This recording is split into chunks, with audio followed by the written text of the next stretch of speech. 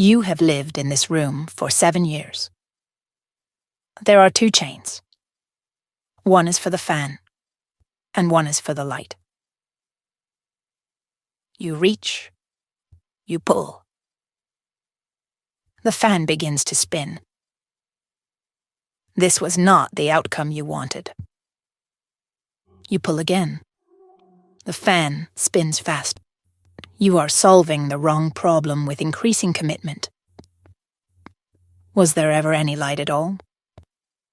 Or was it always just fan?